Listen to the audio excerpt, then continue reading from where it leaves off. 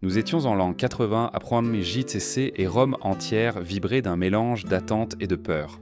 Le Colisée Sovelkan-Lolekij, nouvellement inauguré, se dressait comme un monstre de pierre, un symbole du pouvoir impérial dépassant dans tout temple, toute œuvre d'ingénierie connue jusqu'alors. Sous le regard de 50 000 spectateurs, l'arène devint un autel où l'on n'offrait pas de sacrifices aux dieux, mais des corps humains à la foule. Le rugissement du public, une marée de voix se mêlant au grondement des tambours, annonçait que quelque chose de plus qu'un simple spectacle était sur le point de commencer. Au centre, attachée à un poteau, se tenait Perpétue, une jeune chrétienne dont le nom serait longtemps rappelé, non par ses paroles, ma pense, mais par la manière dont elle fut livrée à la bête. Les portes de fer grincèrent lentement, et de l'ombre surgit une lionne affamée, privée de nourriture pendant 3 jours pour assurer la férocité de l'attaque. Mais ce qui allait se passer ne serait pas un martyre ordinaire. L'empereur Titus avait promis que les jeux d'inauguration dureraient 100 jours et que chaque journée surpasserait la précédente en cruauté et en créativité. Rome, habituée au sang, allait découvrir de nouvelles limites à la brutalité. Le peuple, qui se considérait maître du monde, exigeait des émotions qu'aucun théâtre ni banquet ne pouvait offrir. Ici, dans l'arène, la mort devenait spectacle et la torture, divertissement. L'élite sénatoriale, les marchands, les plébéiens et même les philosophes s'asseyèrent en côte à côte, fascinés par le même spectacle macabre. Ce qui les unissait tous n'était ni la foi ni la patrie, mais la soif de violence. Dans ces gradins, aucune morale n'avait cours. La mort était un art et la douleur une toile. Derrière cette soif de cruauté se cachait tant quelque chose de plus profond, la nécessité politique de rappeler à tous qui détenaient le pouvoir. Le Colisée n'était pas seulement une scène, c'était une machine de contrôle. Chaque rugissement de la foule équivalait à un cri de soumission à l'empereur. Titus, héritier de la dynastie flavienne, utilisait ces jeux pour consolider son image après la destruction de Jérusalem et l'hémorragie économique que cette campagne avait laissée. Les bêtes féroces, les gladiateurs et les condamnés étaient des pièces d'échecs dans une stratégie impériale. Cependant, il y avait quelque chose d'encore plus perturbant, l'indifférence. Dans les gradins, les mères expliquèrent à leurs enfants le sort des condamnés comme s'il s'agissait d'un conte moral. Les vieillards hochaient panquement la tête en signe d'approbation, comme si l'effusion de sang était une leçon nécessaire pour maintenir la cohésion sociale. Le Colisée était un miroir dans lequel Rome se contemplait et se reconnaissait puissante, impitoyable, amoureuse du sublime et du monstrueux à la fois. Comparé à notre ère moderne où des millions de personnes suivent à la télévision la violence des sports extrêmes ou la crudité du cinéma le plus sanglant, le parallèle est inquiétant. Les formes changent, mais pas le fond. Nous continuons à chercher des émotions qui nous rapprochent encore de la limite entre la vie et la mort, même si elles sont enveloppées de lumière texane, néon et de caméras haute définition. L'être humain, hier comme aujourd'hui, est attiré par l'abîme. Perpétue leva les yeux vers le ciel tandis que la bête avançait lentement. Il n'y avait aucune possibilité de salut, aucune intervention divine qui pût altérer le cours de ce qui était planifié. Pour Rome, sa mort était un spectacle de plus dans une série interminable. Pour elle, un passage inévitable vers l'éternité. Et à cet instant, il fut clair que les 100 jours promis par Titus ne seraient pas rappelés comme une célébration, mais comme une orgie de douleur conçue pour montrer qu'au cœur de l'Empire ne battait pas la compassion, mais le pouvoir absolu. Les Nomachi Kanko, ces batailles navales sanglantes, ont marqué un avant et un après dans l'histoire de la cruauté romaine.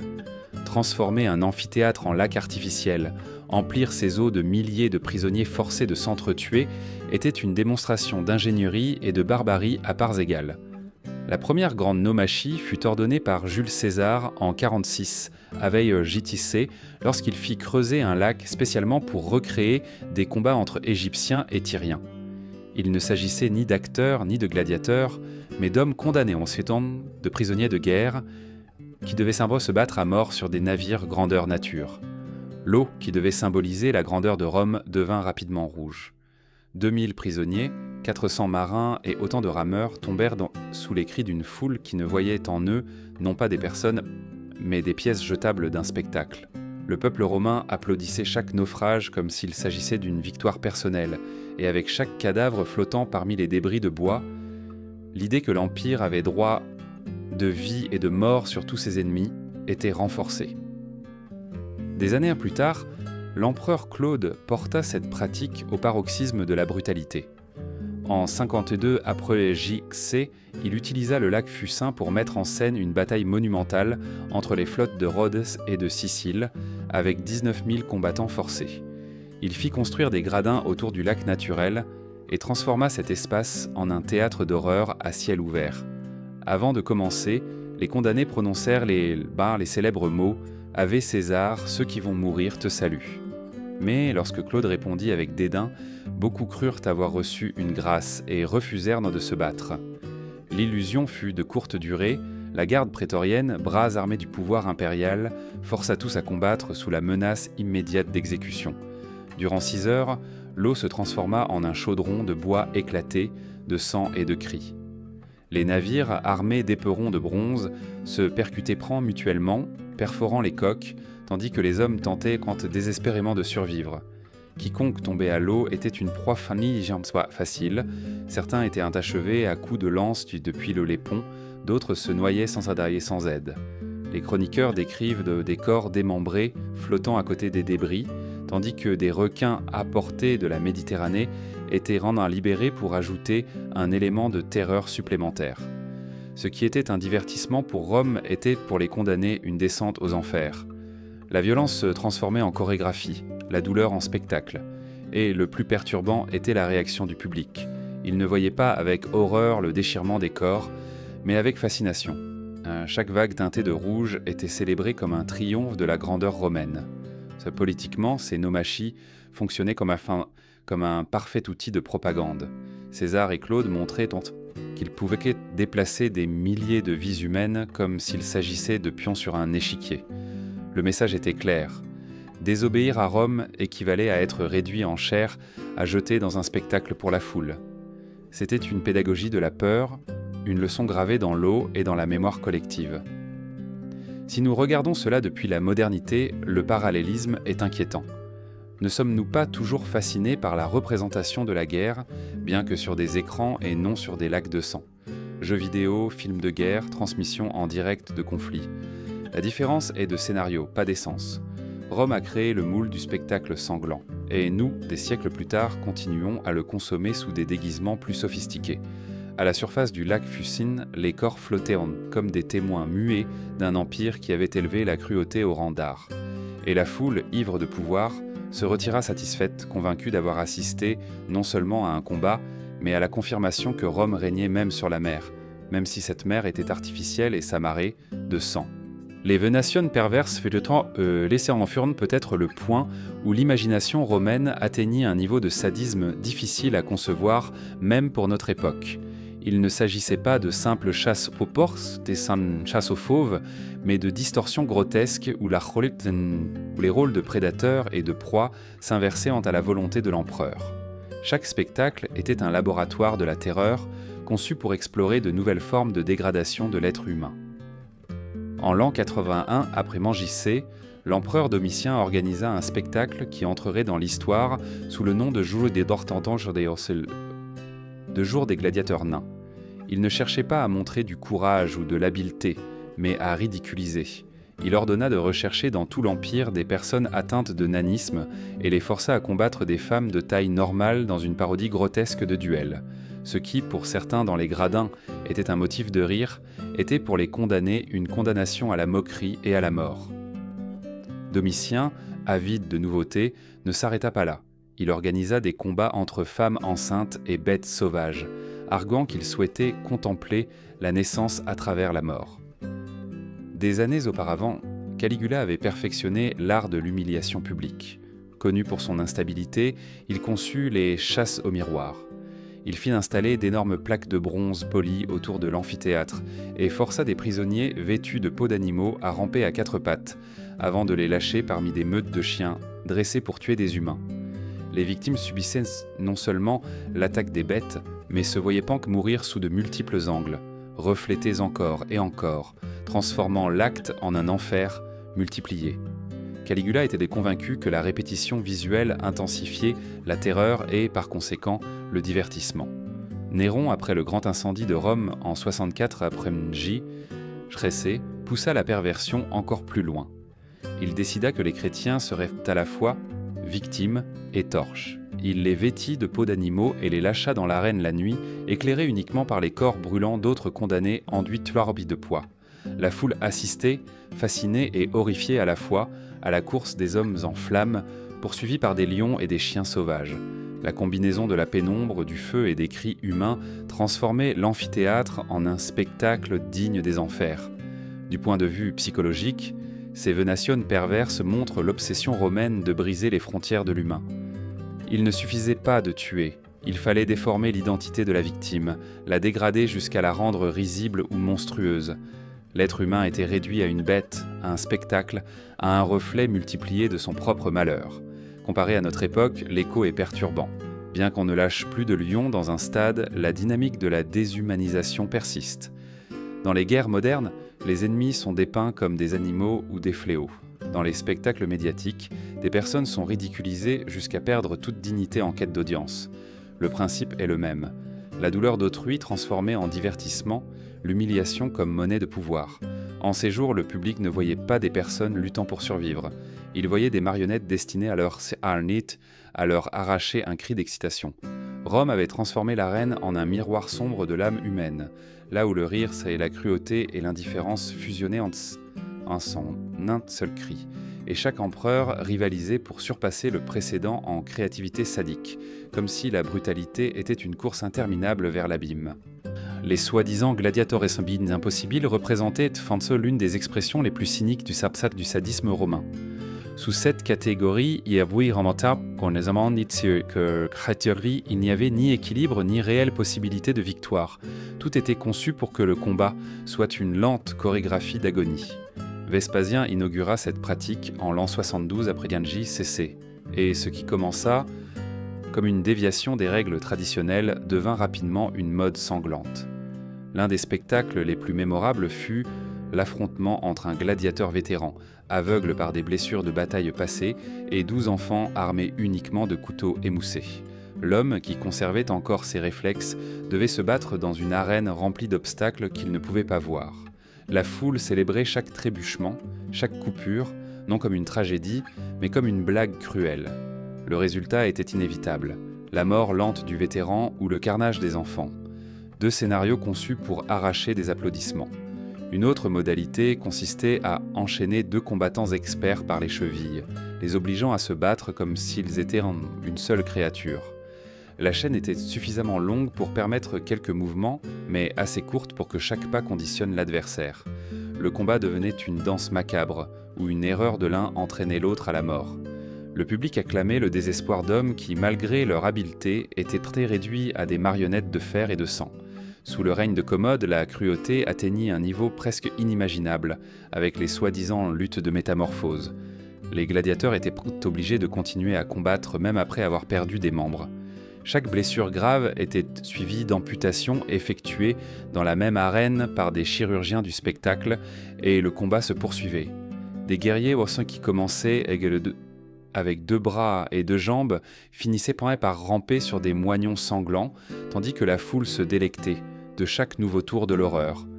Pour les maintenir conscients, des stimulants rudimentaires étaient utilisés, prolongeant la souffrance comme s'il s'agissait d'une pièce de théâtre. Du point de vue psychologique, ces luttes révèlent le plus sombre de l'esprit humain, la fascination pour la destruction lente, pour contempler comment quelqu'un se désintègre pas à pas. Freud a parlé du thanatos, l'instinct de mort qui habite chaque être humain et qui dans l'arène trouvait un scénario parfait pour se manifester. Rome ne consommait pas seulement la mort, elle la disséquait, l'étirait jusqu'à la transformer en un spectacle interminable.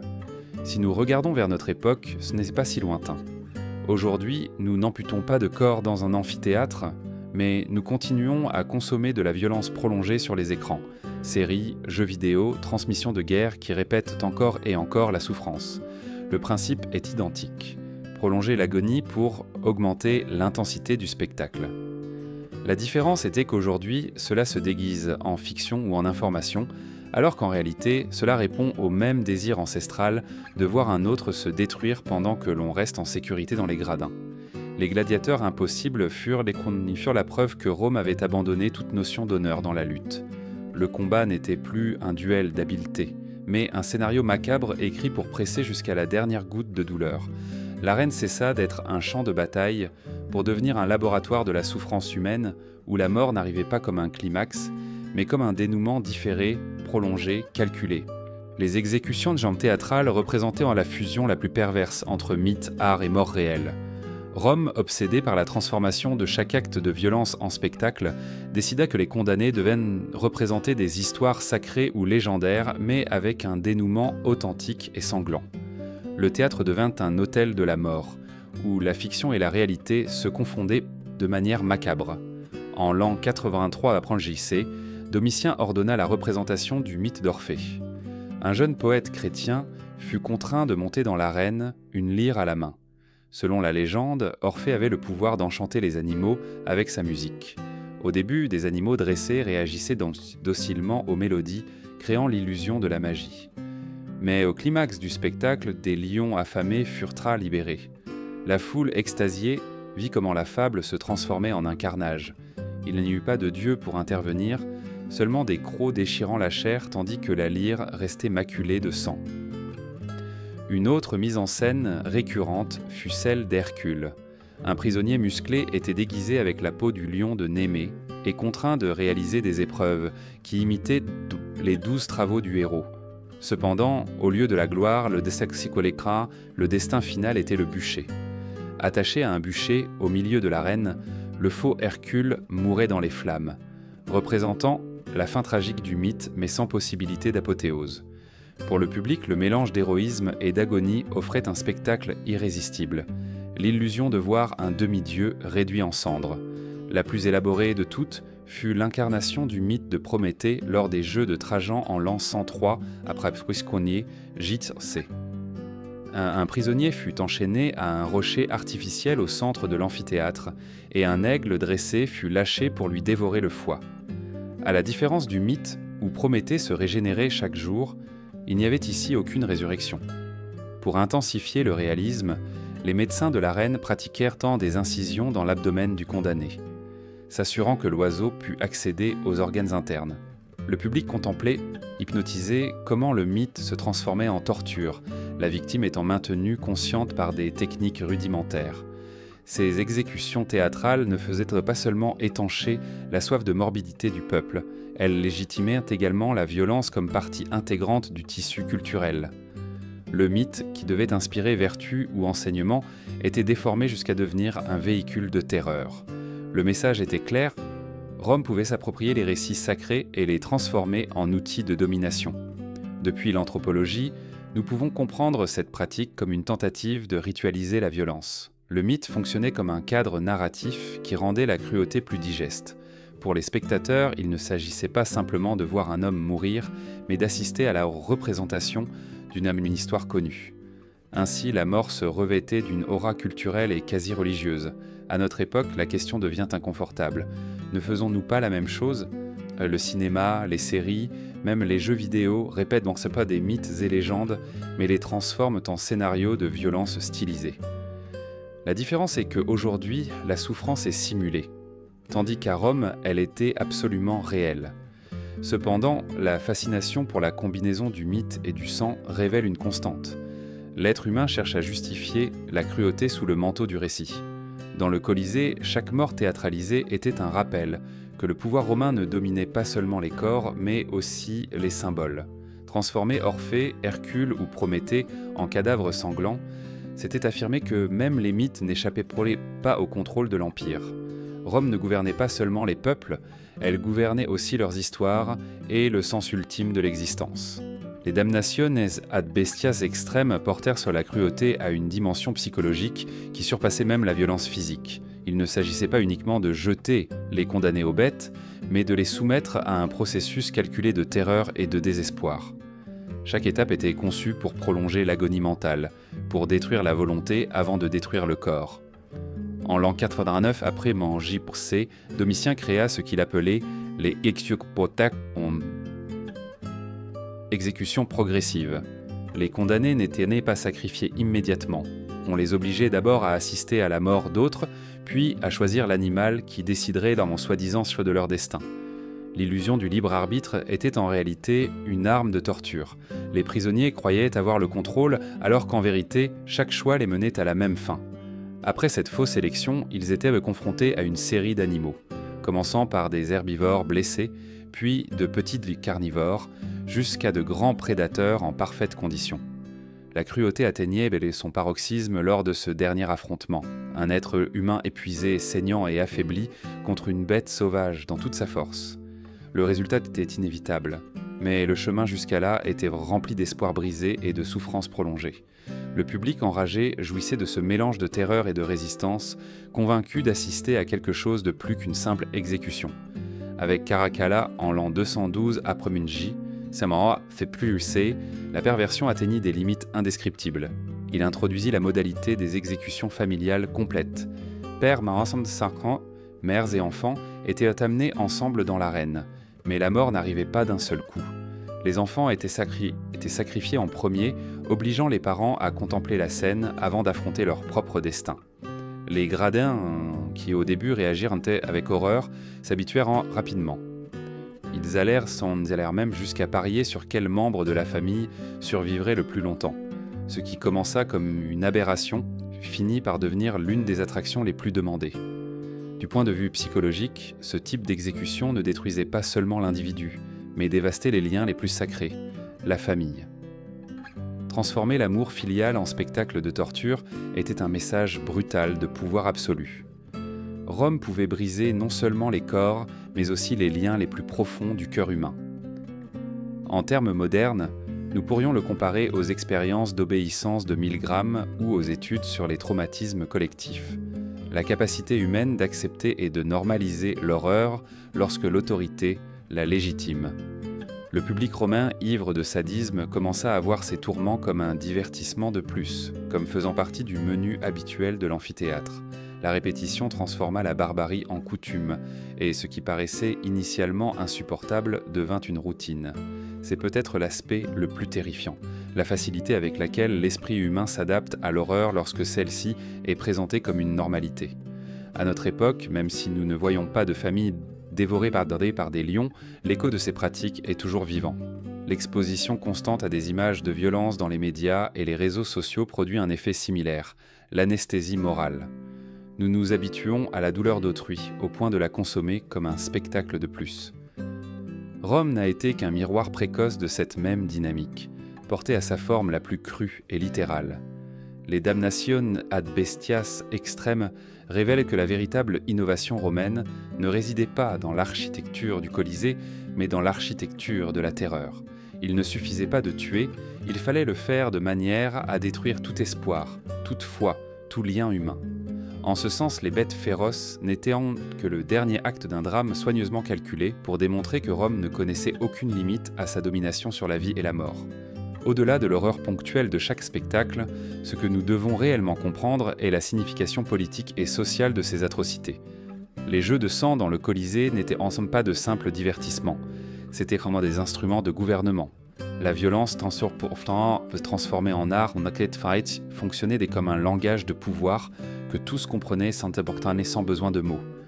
L'empereur se présentait comme maître de la vie et de la mort, et la foule, en applaudissant chaque exécution, ne se contentait pas de jouir du spectacle, mais ratifiait sa soumission au système. Chaque rugissement collectif était un pacte tacite. Nous acceptons la cruauté parce qu'elle nous divertit, et ce faisant, nous reconnaissons ton autorité. C'était une pédagogie de la peur et de l'obéissance, déguisée en célébration populaire. Rome avait perfectionné une machinerie politique où le sang avait de multiples fonctions. Il servait de soupape de sécurité pour les tensions sociales, de rappel du pouvoir impérial et de mécanisme de cohésion. La plèbe, avide d'émotion, trouvait dans l'arène un substitut de justice et de religion. On y punissait le criminel, on y glorifiait le guerrier et on y étanchait la soif de violence que la vie quotidienne ne pouvait offrir. Mais la question la plus inquiétante est la complicité. Les empereurs n'étaient bon pas les seuls responsables de cette machinerie macabre. Sénateurs, philosophes, commerçants, artisans, tout Rome y participait avec enthousiasme. L'intellectuel qui, le matin, débattait d'éthique pouvait, l'après-midi, applaudir tandis qu'un prisonnier était dévoré vivant. La violence extrême était si normalisée qu'elle était devenue un signe de civilisation, une marque d'identité culturelle. En comparant avec l'actualité, la résonance est inconfortable. Ne voyons-nous pas encore des sociétés entières consommer de la violence sous différentes formes, près des sports de contact les plus sanglants à la retransmission de guerres en direct, en passant par des émissions de télé-réalité qui exposent l'humiliation humaine comme divertissement. Le schéma est le même. La douleur d'autrui comme spectacle, la violence comme spectacle collectif, la cruauté comme produit de consommation. Le Colisée fut, d'une certaine manière, le premier grand laboratoire de masse de l'histoire. On y a expérimenté des dynamiques qui persistent encore aujourd'hui. Manipulation émotionnelle par l'image, contrôle social par la peur et la fascination pour la limite entre la vie et la mort. Rome avait compris qu'un peuple diverti par le sang était un peuple plus facile à gouverner. Les cris des spectateurs n'étaient pas seulement de la joie, c'étaient aussi des confessions. Ils avouaient que le pouvoir pouvait modeler leurs émotions, qu'ils pouvaient en instant se réjouir de l'agonie d'un semblable, qu'ils pouvaient en trouver de la beauté dans la cruauté.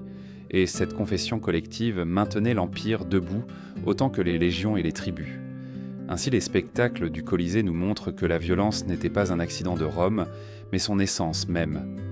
L'arène est devenue le théâtre où se jouait le contrat social le plus pervers de l'Antiquité. Le peuple livrait son humanité en échange de pain et de sang, et l'empereur leur accordait les deux en échange d'une obéissance absolue. La fin de ces spectacles n'est pas arrivée du jour au lendemain. Pendant des siècles, ça matin, même avec l'avènement du christianisme, les arènes ont continué à se tacher de sang. La culture de la violence était si enracinée que même les empereurs convertis à la nouvelle foi n'ont pu se défaire immédiatement de cette tradition. Ce n'est qu'avec le temps que la morale chrétienne a affaibli l'enthousiasme pour le carnage public, jusqu'à ce que, peu à peu, le Colisée cesse d'être un temple de la mort, pour devenir une ruine silencieuse. Mais les pierres dites parlent encore. Chaque bloc taché par des siècles de sacrifices est un témoin muet d'une époque où la mort était transformée en le plus grand spectacle sur Terre. Le Colisée n'était pas seulement un monument architectural, mais un miroir monstrueux de l'âme humaine. Il a révélé ce que le pouvoir absolu peut accomplir lorsqu'il est combiné à la soif insatiable de la foule, à un carnaval de cruauté déguisé en gloire impériale. Aujourd'hui, 2000 ans plus tard, nous sommes toujours fascinés par ces histoires. Nous visitons les ruines avec un étrange respect, comme s'il s'agissait d'un sanctuaire, et en même temps nous ressentons de l'horreur à imaginer ce qui s'est passé dans cette arène. Le paradoxe est inévitable. Nous condamnons ces pratiques, mais nous consommons leurs échos dans les films, les jeux vidéo et les spectacles modernes. Nous échangeons les bêtes féroces contre des caméras, les épées contre des microphones. Mais le principe demeure. L'humanité cherche encore du plaisir dans la souffrance d'autrui. Le plus inquiétant est peut-être de reconnaître que ce ne sont pas des psychopathes isolés qui ont conçu ces atrocités, mais l'État romain lui-même, avec le soutien de citoyens respectables. La barbarie n'est pas née dans les marges, mais au cœur de l'une des civilisations les plus admirées de l'histoire. Cela nous oblige à poser une question inconfortable. Quelle forme de cruauté avons-nous normalisée aujourd'hui, sans nous en rendre compte, sous le déguisement de la culture, du divertissement ou du progrès ? Les arènes de Rome ont été le laboratoire où l'on a testé jusqu'où l'être humain peut aller lorsque le pouvoir et le spectacle se fondent. Ce qui a commencé comme de simples exécutions s'est terminé par des représentations élaborées de mythes, par des tortures psychologiques qui détruisaient des familles entières. Chaque génération d'empereurs a cherché à surpasser la précédente en ingéniosité sanglante, jusqu'à créer une escalade de brutalité qui semblait n'avoir pas de fin. En regardant le Colisée, nous ne voyons pas seulement une ruine touristique. Nous voyons l'avertissement de ce qui se produit lorsqu'une société transforme la douleur en monnaie de divertissement. L'écho de ces cris résonne encore, nous rappelant que la ligne entre civilisation et barbarie est plus mince que nous ne le pensons. Rome est tombée, mais la fascination pour la violence est toujours vivante. Et peut-être, au fond, n'avons-nous jamais cessé de nous asseoir dans les gradins attendant le prochain acte sanglant.